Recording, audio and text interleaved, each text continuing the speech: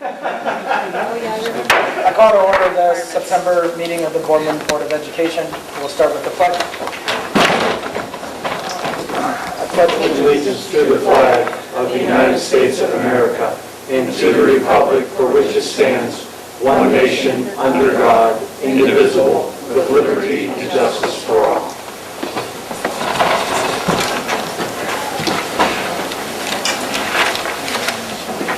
Rich. Mr. Nicholas Amstutz. Here. Mr. Alfred Davis. Here. Mr. Mark Folks. Here. Mr. John Landers. Here. Mrs. Kimberly Palmer. Here. Time is reserved at this point in the agenda for citizens to address the board according to policy BEDH. I believe we have one student from the Key Club, Mohammed Akbar. Hello everybody, I'm here on Mrs. Reitman's behalf from the Boardman Key Club. I'm currently a senior at Boardman High School and president of the Key Club. And I'm here to say that Mrs. Reitman, we made a donation to the Boardman High School for the program called Spartans Helping Spartans. And basically what happened was Mrs. Reitman came to our group and asked what could make Boardman High School a better place. And what better thing to do than to help the staff and help the teachers with new projectors with their new iPads that they recently got.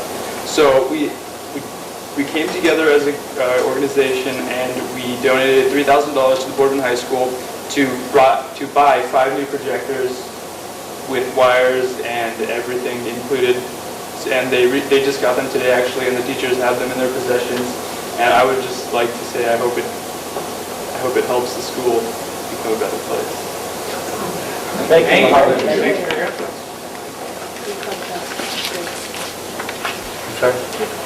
Teachers are already started using it today, and they're very, very excited to have them, especially some of our younger teachers who were trained, in that technology coming through college. We probably gave 2 or 3 of those to brand new teachers, and it was to see them light up. And I got emails back by the afternoon. It's already hooked up. We're already using it. So that was with changing of our technology to the iPads. It's a concern that some of our teachers had, that they wanted to be able to project things and to use the iPads in the classroom instruction.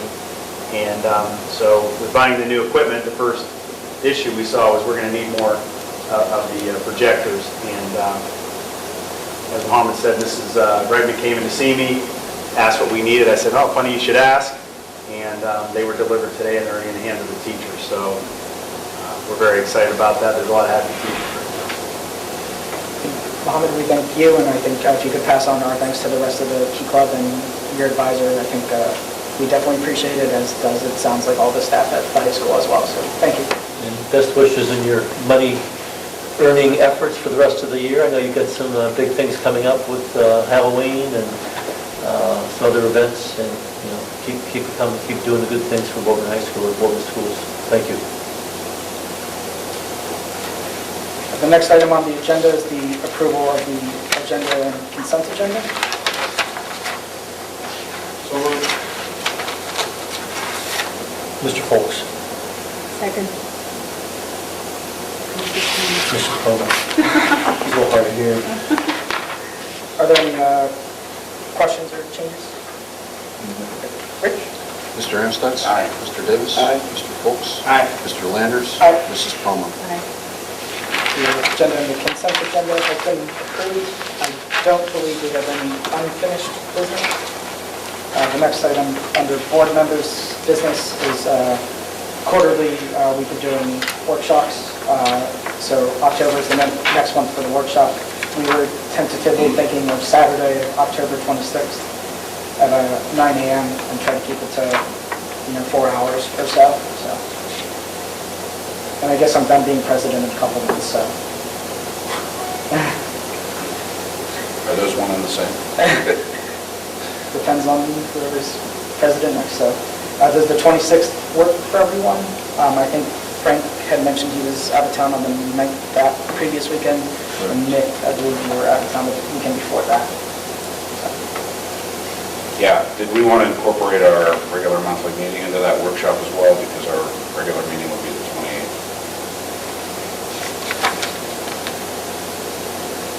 I'm not opposed to that if that works for everyone's schedules, so. I'm actually flying on the 26th.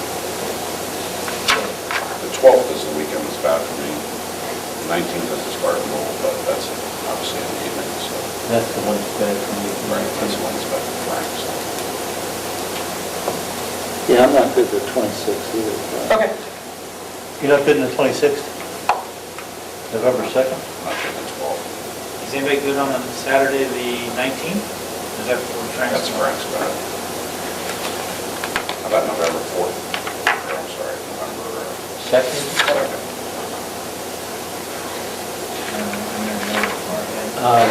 It's a good one for me. That's the in concert by the band. Deborah Kane, the board member, she'll be here showing up for that in the evening. I don't think anything else is going on. The regional meets the week before. I'm not aware of any other events on November 2nd, so works. Does that work for you, Fred? No.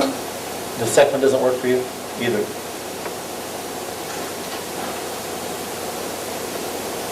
Okay, I mean, I think we can just hold off on that and discuss it at the next meeting. So. I'm good on Sunday, the 27th. Anybody wants to do on Sunday? Good afternoon, that's fine. Morning, probably not. Yeah, not necessarily in the morning. You want to start at 11 or 12 or something?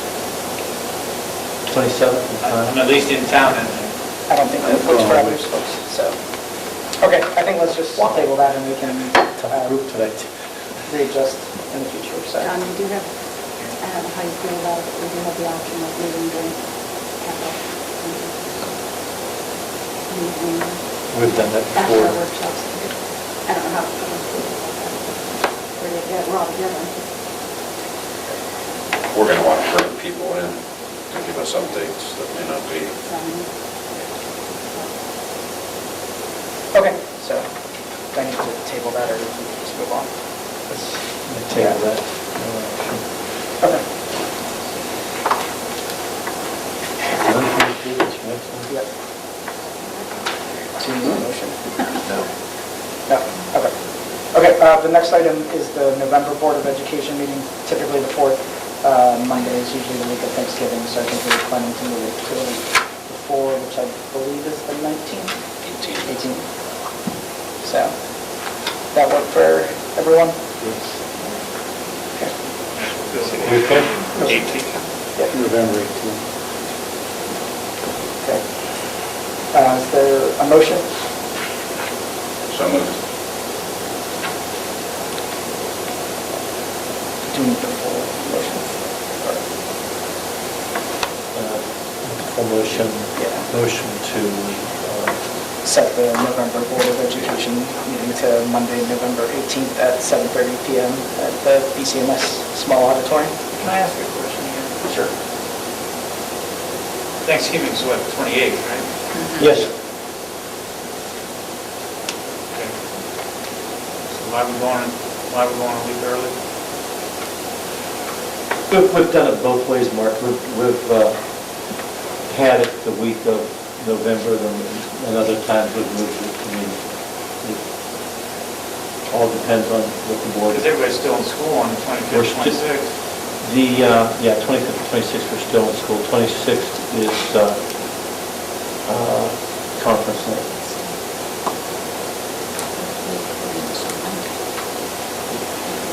We don't.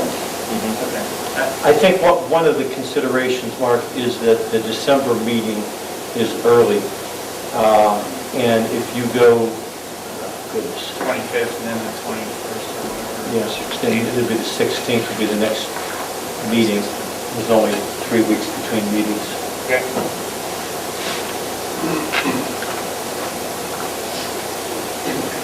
But there's only 3 weeks between meetings now. If you go October the 28th and again on the 18th, so it's from 6 to 1, half dozen of those. Do you have your schedule yet? I don't have my November schedule. That's all right, go for it and I'll see if I can make it work. 18th? Whatever you guys want. We didn't have a second on that. You don't have a second? Now you do. Second. Okay. Rich? Mr. Landers? Aye. Mrs. Plummer? Aye. Mr. Amstutz? Aye. Mr. Davis? Aye. Mr. Foltz? Aye. The next is the same, similar thing with the December Board of Education meeting to move it to, I believe, Monday, December 9th? 16th. At 7:30 at DCMS, which is kind of what we do with the 4th week and the holiday week, so. So moved. And we're going to do it, what, 5 o'clock? 5. At 5 p.m.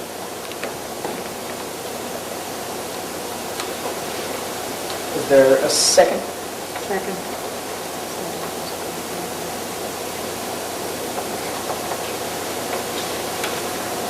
There's no questions. Rich? Mrs. Plummer? Aye. Mr. Amstutz? Aye. Mr. Davis? Aye. Mr. Folks?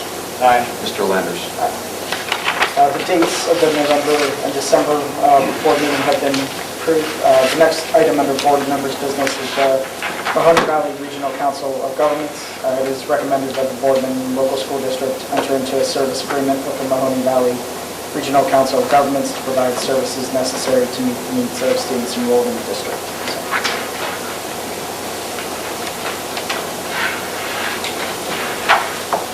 Is there a motion? So moved. Second. Any questions? Rich? Mr. Amstutz? Aye. Mr. Davis? Aye. Mr. Folks? Aye. Mr. Landers? Aye. Mrs. Plummer? Aye. The next item on the agenda is the consent agenda. Is there a motion to approve the consent agenda? So moved.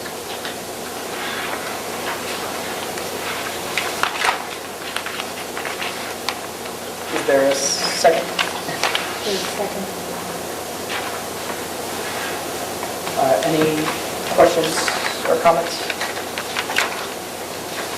Rich? Mr. Davis? Aye. Mr. Folks? Aye. Mr. Landers? Aye. Mrs. Plummer? Aye. Mr. Amstutz? Aye. Time out here. I'd like to take a couple minutes to introduce a couple new teachers.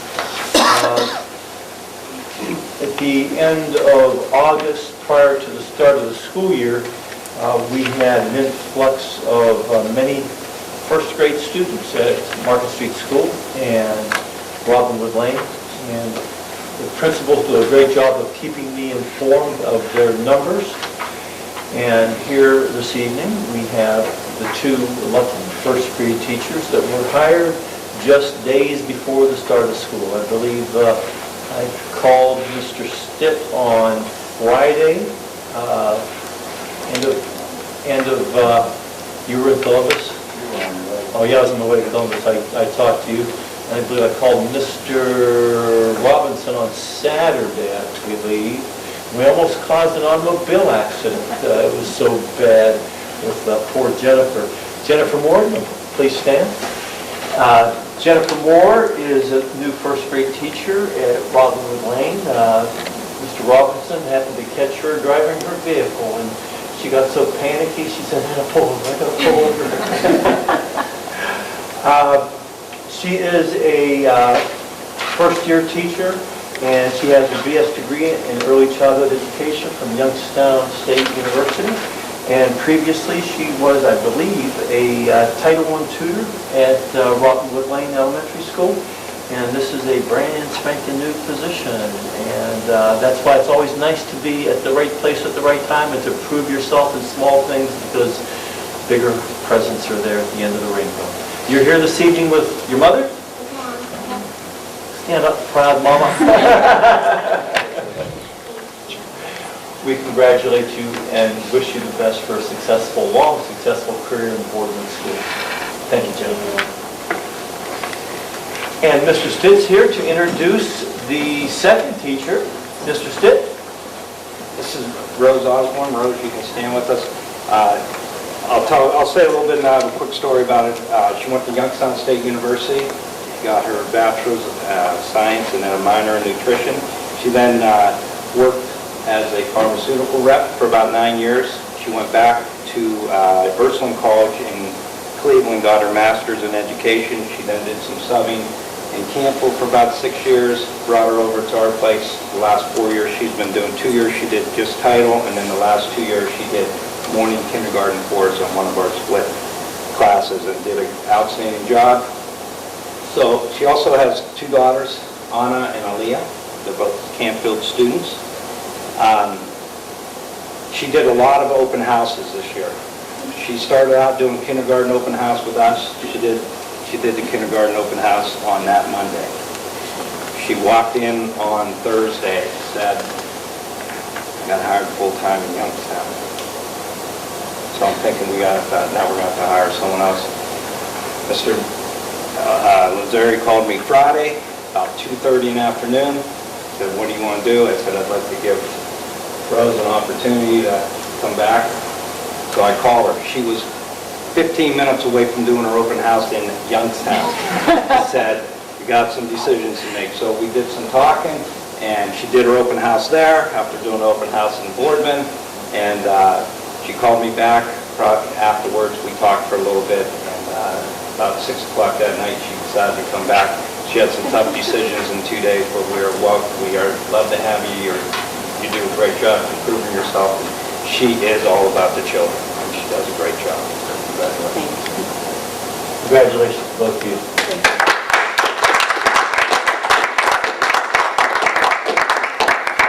We have to have you go through the gauntlet now. The administration and board would like to congratulate you now. You can start with Mr. Saxton there, Jennifer, and Rose. Congratulations. Congratulations, Jennifer. Congratulations. I would have liked to have seen your face in the car when you found out. Congratulations. Welcome. You're going good so far? Yes, great, yeah. Congratulations. Welcome.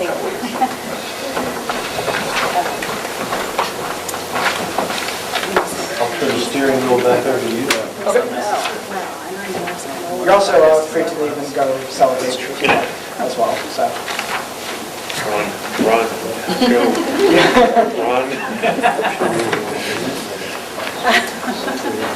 See, that's how it goes, Mike. Next on the agenda is treasurer's business. Mr. Santini. First item is the annual appropriations. It's recommended the board approve the annual appropriations for the period July 1st, 2013 through June 30th, 2014.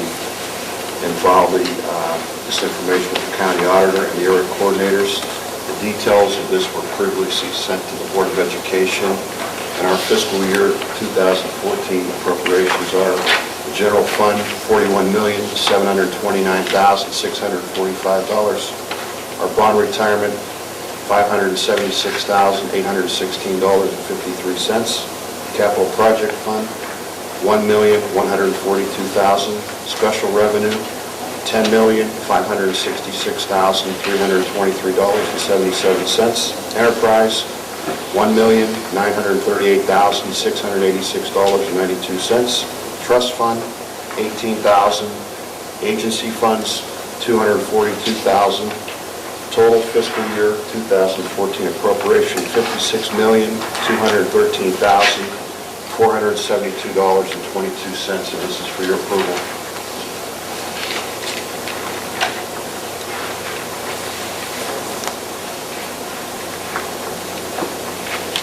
Is there a motion to approve the appropriations? So moved. Second. Are there any questions or comments, or Rich, were there any areas or special notes you wanted to make? The one area that stood out, and it jumped pretty much, was purchase services for fiscal year 13. It went up about $500,000 last year, and it was a surprise last year. We built as money this year. That area of our budget is school choice and also tuition for some special ed students. So it did jump up. Okay. Any other questions?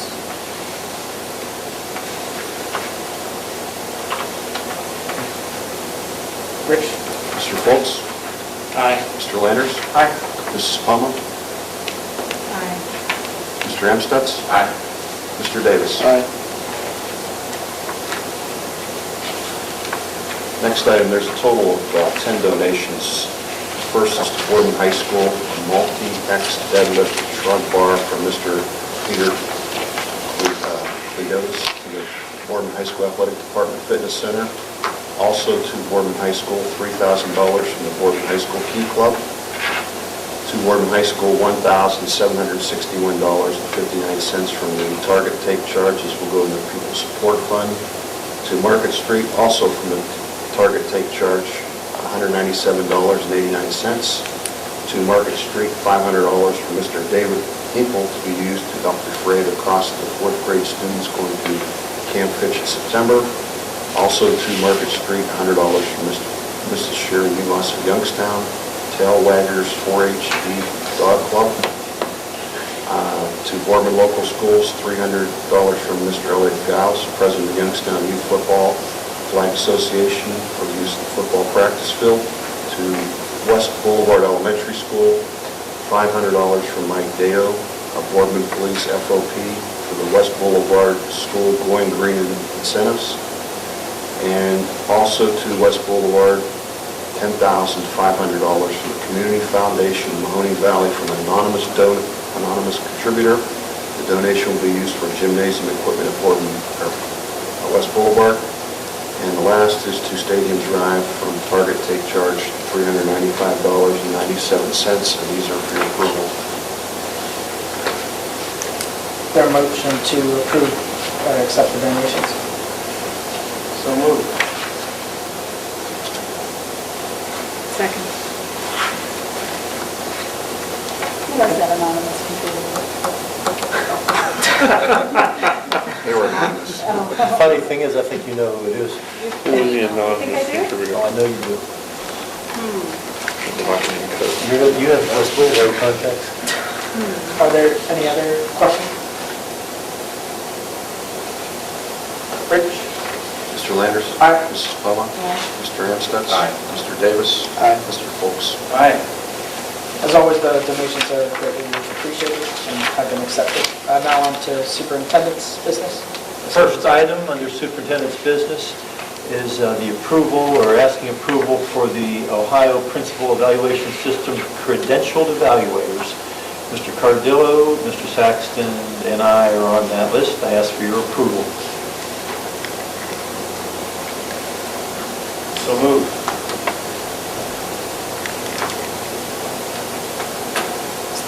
Second. Any questions?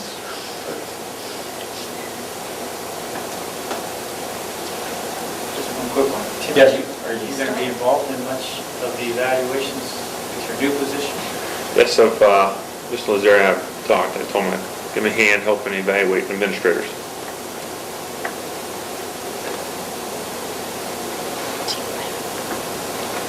You start that this year? Yes. Yes. Practice For the principals, Real it's thing. it's the real deal.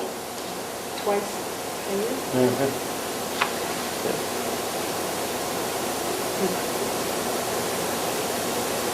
Rich? Mrs. Plummer? Aye. Mr. Amstutz? Aye. Mr. Davis? Aye. Mr. Folks? Aye. Mr. Landers? Aye. Item B is the Mahoney County Educational Service Center contract. Recommend that the board approve the contract with the Mahoney County ESC as shown in attachment 7. I ask for your approval.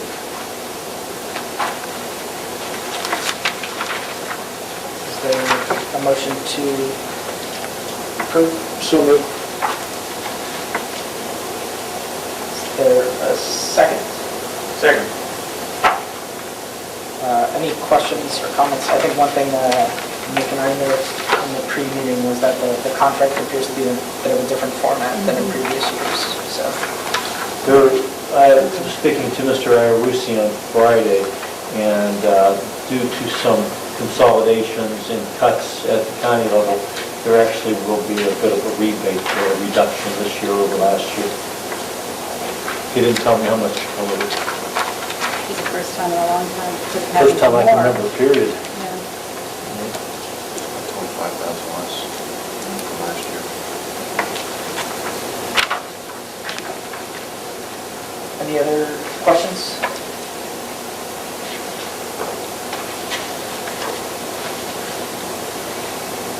Rich?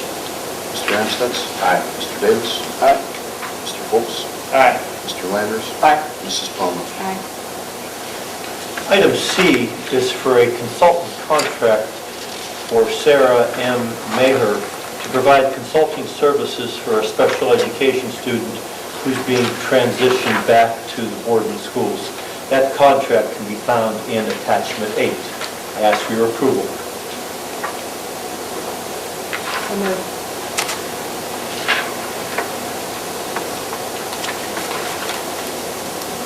Is there a second? Second. Any questions or comments?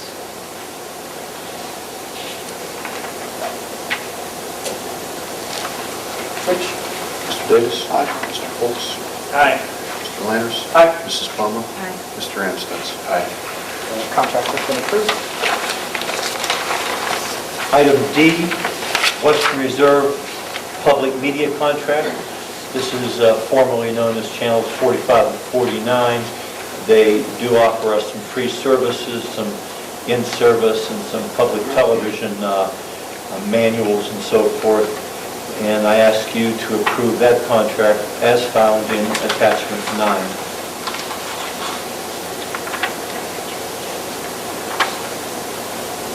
Is there a motion? So moved.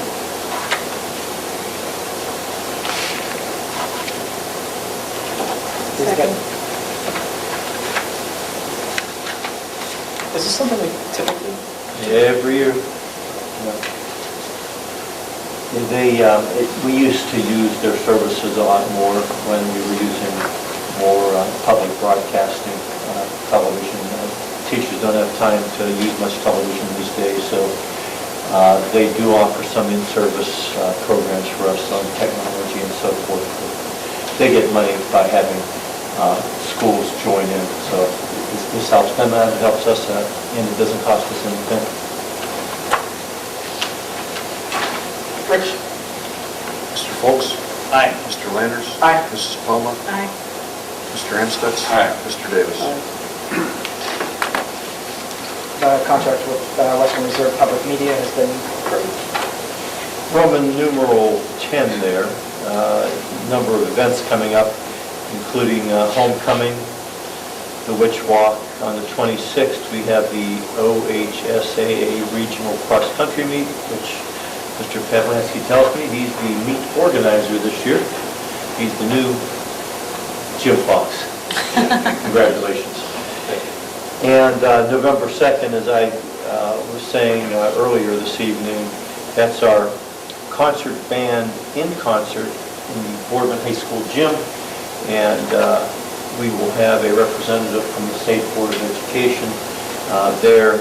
Unfortunately, she will not be presenting us with the banner since there are no banners this year, but she enjoys the Boardman band, and she is very, very proud of our accomplishments academically as well as in the arts for the Boardman School. So Deb will be here to say a few words, as well as the Board of Education will have an opportunity to address the group at that meeting also. So that covers the events coming up, field trips, number of field trips that are being planned. Some of these just came up recently, and some of them we're planning for second semester. And then we're on to reports. Back to you, Mr. Landers. The first report is from Mr. Amstutz, our legislative report. Okay, I don't have a heck of a lot, but there are a couple items that I thought I'd bring to your attention. The first is school funding.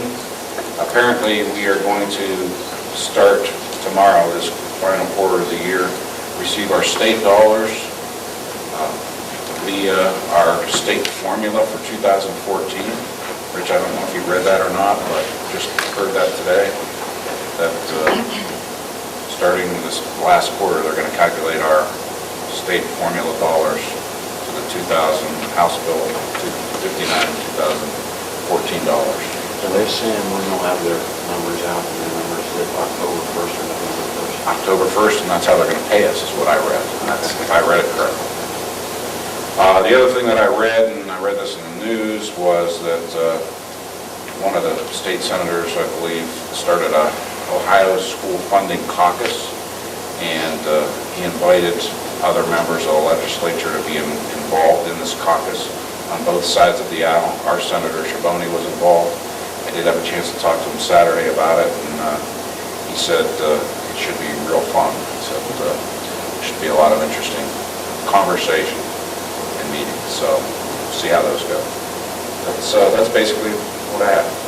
Thank you. The next report is a new or revised board policy. Mr. Lazeri. At our July work session, we talked about transportation to field trips, and we had quite a lengthy discussion about the safest means of transporting children. And you asked me at that time to revise our board policy. And so I looked up at existing board policies, and board policy IICA covered field trips and talked about the use of transportation. So I tweaked the last paragraph, and if you go to the third page in attachment 10, and you can see that board-owned school buses, instead of may, I put down shall be used for all in-state extracurricular field trips and all extracurricular field trips outside the state not exceeding 250 miles one way. This policy is only in effect if board-owned buses and board-approved drivers are available. That last sentence is very, very important because you would never want to take 3 or 4 or 5 buses out of circulation, negatively impacting the transportation of our students in district on a school day. So look that over. If you've got questions about the wording, let me know. We can work on that a bit more, but I believe that basically covers the guidelines that you gave me on, I believe it was July 31st at that work session. Back to you. The last report is in regards to special education by Mr. Zoccolo and Mr. Smith. Mr. Zoccolo has given us special education updates every year for the past 3 or 4 years, Jack, 5 years.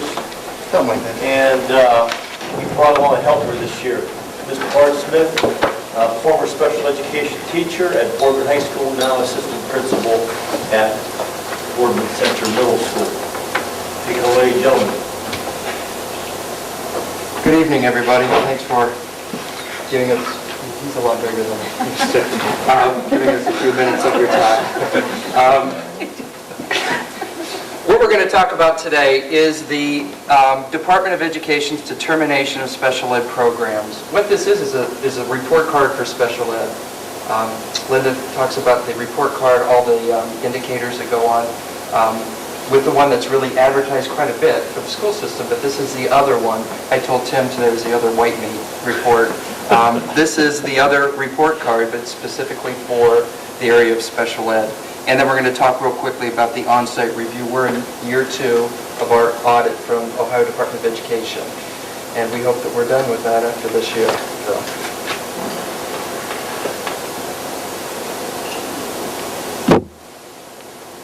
First part is just the determination part. And our determination is called meets requirement. This determination is primarily based on the final special ed program data submitted through EMIS. Each year, through our daily reports, weekly reports, our October reports, our December reports, data is collected, and then OD uses that to determine if we are compliant with our programs. The second part is compliance indicators. It looks at this proportionality between discipline amongst gender, ethnicity, disability. The second part there is the disproportionality in all subcategories, or all categories, which is your subgroups. How are we identifying subgroups? The third one is specific disability categories, and it's your OHI, your CD, and how we are identifying kids from subgroups into those identifiers. And if they see that we have identified a large number in CD or OHI, It throws up a flag at the state. A few years ago, we had a situation where we had some transient students come into Boardman, and we had a large subgroup that was identified in CD, and we got flagged for that. But we were able to show that it was because of the movings that we did not identify here at Boardman. Then we go to Find Child. It's a timely process. So when we look at a child, we go through an IAT process in school that we sit down with a group of teachers, school psychologists, administrators, and we look at their eligibility criteria. And if they are eligible for special ed. Once the consent papers are signed for the DPR, or the manifestation to go through, or the MFE to go through, then we have 60 calendar days from that point to get that ETR report done. And then once the ETR is signed off on, which gives us the eligibility for the student to move into special ed, we have 30 calendar days to write the IEP to give the services to the student. Then we have the early childhood transitions. Part C is actually your preschool age, 3 to 5, and then any student that's eligible in Part C to move to Part B, we have to make sure that they do move, or we are out of compliance in that area. Secondary transition, that just changed as of this year. Every student that turns 14 has to have a transitions page now on their IEP, which indicates what they want to go into in their future life and how we're going to get them there. Mostly for the 14-year-olds, it's just life skills and so forth that we're going to get them to the next step to make that transition into society, to be a productive citizen. The non-compliance, if there is some reason why we're not compliant with the state, if an IEP gets in late, ETR is not within that 60 days, IEP is not within 30 days, or does not meet the IEP date, then we have a year to make it compliant. And they do look at that. So if we don't get that compliant within that year, then we are flagged and we have problems there. Timely and accurate data. The data, obviously, we're talking about data going in the first week of October. Our special ed data also goes in the first week of October, and then again for federal level at the first week of December. And then final, the IDA audit findings. Any parent or any due process that goes through ODE, we have to make sure that we sufficiently address those complaints. They do look at that and see if we are compliant in that aspect as well. Bart? Yes. That first topic there, disproportionality, discipline.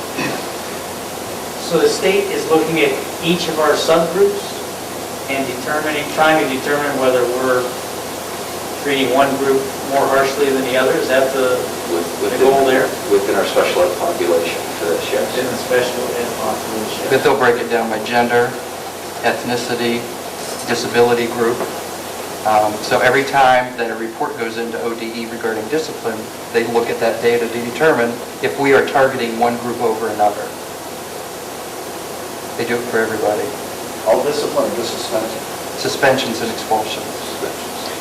Suspensions and expulsions. Federal government tracks that also for all students. Yeah, I have to do a report every 2 years, civil rights report that for every group of students, every gender, race, grade level, you have to give a breakdown of discipline in terms of expulsions and suspensions. What happens when you have obviously sometimes you have a specific subgroup that may need more discipline than the others. Put together a corrective action plan and show how you're going to remedy that by interventions, pre-interventions, doing behavior plans prior to expulsions, social service groups, whatever you can do. A lot of data goes. It's not like the old school, I just put it that way. It really isn't. You really want to know what you're doing to prevent this from happening. Which actually is a good thing, because suspensions and expulsions don't serve the best interest of the kids. No, years and years ago when parents were really angry when their kids were sent home, it just doesn't always happen anymore. You're right. Last year, when Tim was still principal, we started an in-school suspension program, which isn't real popular. Mr. Pat Lansky does that in addition to being our online teacher, and he has fun. They don't want to come back the second day after being in there for 1 day. And I would say that in-school suspension has a larger effect than out-of-school suspension on kids, and it would be greatly beneficial throughout the district. Kids hate it, parents love it. It's a win-win. And they don't count as suspension days, the kids are continuing to be educated, so. Only one student got considered Mr. Pat Lansky last year, and he wasn't even ours. Good comeback. Touche.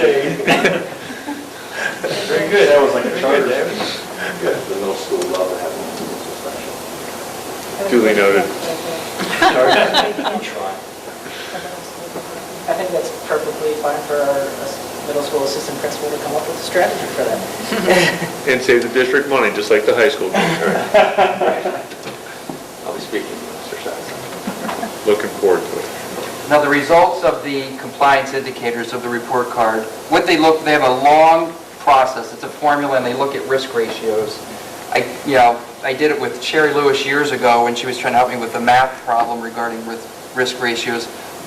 But basically, it's a certain number based on our total ADM divided by categories of disabilities, and we were below it for the discipline. In fact, we had so less discipline, which is nice, that we didn't even have any information. Like, we were less than 30, I think was the minimum. So we were below that. All categories, we were below the 3.5 risk ratio as well as specific disability. So out of those 8 points, we got 8 points. Results of the other child find, we were at 100%. The target was 100%. Early childhood transition, we had 30 students transition from preschool to kindergarten. This year we had all 30 and met those compliance with our target of 100. Secondary transition as well had met with 100%. Uncorrected non-compliance, we get 1 year to fix any non-compliant issues. We did all of that within 1 year. Accurate data, this is from the building, Chris Stankage with EMIS, my secretary Barry, Sponseller with special ed, everybody working together. We also had no data issues, as well as any audit findings, and most of those were parent complaints in due process. And Frank can tell you that we had about 5 complaints last year. It was a lot of money and it was a lot of time, but we did everything within our compliance constraints with IDEA and the Ohio Department of Education, so we got all of those points as well. The calculations, we got 32 out of 32, which they call it a 4-point, and instead of an A, they call it meet requirements, which is a good thing, which means we do not have to have a corrective action plan. We got all the points we were supposed to get. Okay, the on-site review, prong 1 was last year, and this was one that I think we talked about, Rich was saying, is that it seemed like a lot of departments were under audits last year with ODE. We seemed to be under the radar. Special ed was one of those. This is one of the largest on-site reviews that a district can get. For the most part, you do this once every 15 years. For some reason, we were chosen randomly. So what they do is they look at 43 files randomly. They ask us to pick those out. We don't pick them, they pick them out. They look for anything that's non-compliant. There are 21 areas that they look at. We were non-compliant in almost every one of those. It could be that we missed a signature or we didn't check a box. If you missed that one thing, you were non-compliant. So we had to fix all of those, send them back to ODE, then they would look to see if they were compliant, which they were. And then we trained all the staff that were part of those 43 files to make sure that they did it right the next time. We were actually fortunate last year to be able to skip the discipline portion of that. The state came in with their data and informed us that we're out of compliance with suspending students over more than 10 days without a manifestation hearing. But with the local data that we have from some of the programs we use for discipline, we were able to refute that, and they actually retracted that from the discipline.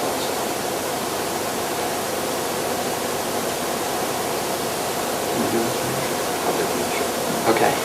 Prong 2 is this year. It started actually the 19th. We started to train all the special ed staff, and the state support team comes in and helps train our staff for us.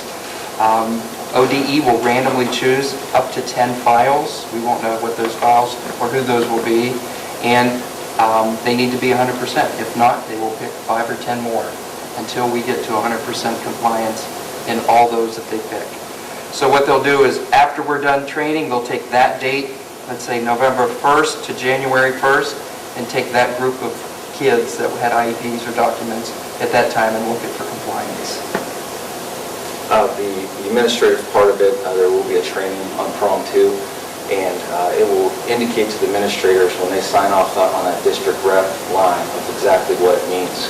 And it means that we're telling the individuals that are in this meeting that there are funds available, that the resources are available, and the personnel is available to support their student or their child in any way possible.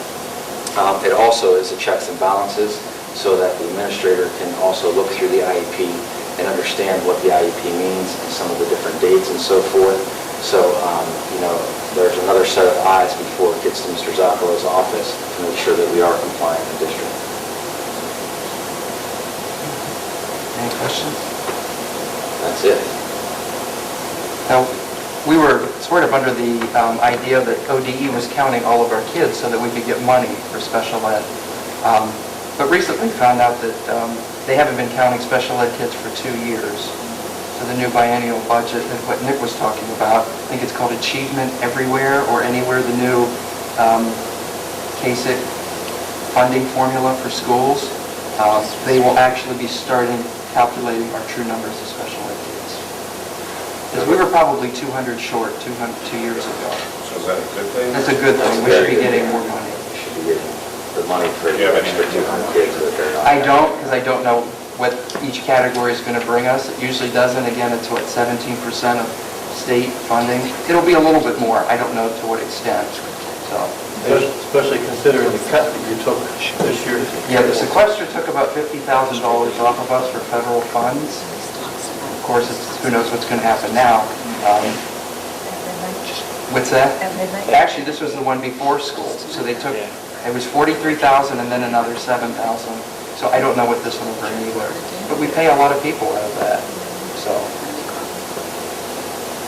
There's an email out today from Superintendent Ross that has some of that information on it. If you got it, it's out. So Jack, in summary, it sounds like you feel comfortable with, with where we're at and how the audit went. And We are, yeah, very good. It's one of those things where you go through and you pray that everything goes right. It's the data that's collected. They don't really talk to you at all. But we got 32 out of 32, so that was excellent. We just call it meets requirements. We did have a second major audit last year. That was Dr. Ross had all of our federal programs. She didn't get a report card, but she did an outstanding, stellar job of making sure that we were in compliance in all title programs and gifted and so forth. We had Deborah Kane come in for part of that audit. Want to talk about that at all? No, we were chosen for an on-site for our PACS review, which reviews all of our federal programs. Title I, which is our reading and math intervention, 2A, improving teacher quality, Title III, LEP, Title 6B, special education, and then we had the gifted audit as part of the special education review from federal programs. And we had a perfect audit. We didn't have any citations, and we learned a lot that we will continue to use federal program money appropriately and keep all of our title programs within federal guidelines. Rich was on the periphery of both of those audits, I believe. Yes, it's Randy. No more. So more. thank you, Jack and Mark. Thanks, guys. Thank you.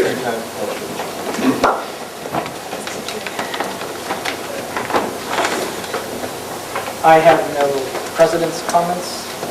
The next item on the agenda is executive session related to employment of personnel. Is there a motion to move into executive session?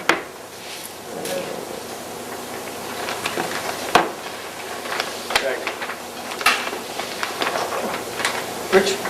Mr. Landers? Aye. Mrs. Palmer? Mr. Amstutz? Aye. Mr. Davis? Mr. Foltz? Aye.